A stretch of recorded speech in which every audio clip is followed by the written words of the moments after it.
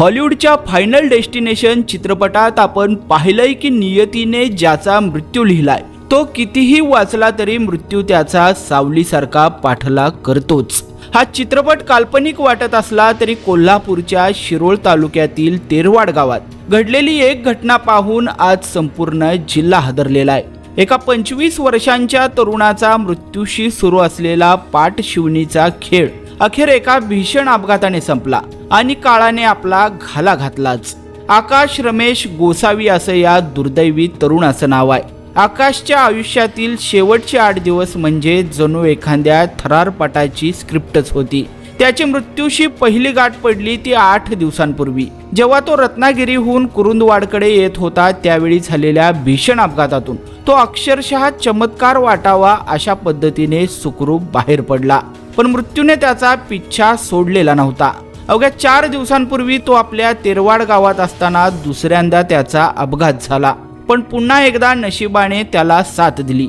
त्यानंतर केवळ 3 दिवसांपूर्वी कुरुंदवाड दर्ग्यासमोर तिसऱ्यांदा त्याच्या दुचाकीचा अपघात झाला आणि तिथेही तो मृत्यूला चकवा देऊन सुखरूप बचावला। एकामागून एक होणारे हे अपघात पाहून जणू नियती त्याला मृत्यूचा इशारा देत होती।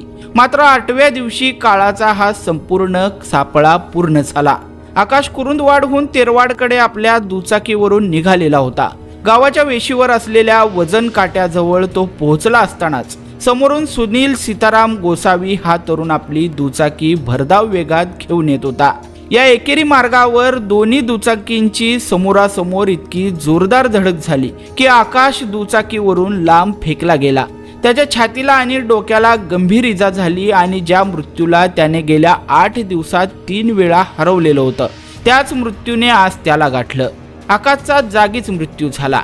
या अपघातात दुसरा दुचाकीस्वार सुनील गोसावी हा देखील गंभीर जखमी झाला असून त्याच्यावर जयसिंगपूरच्या रुग्णालयात उपचार सुरू आहेत। 8 दिवसात 3 वेळा वाचूनही 4थ्या वेळी नियतीनं आकाशला ओढून नेल्यानं या रिअल लाईफ फायनल डेस्टिनेशनच्या घटनेने संपूर्ण कोल्हापुरात हळहळ व्यक्त केली जाते।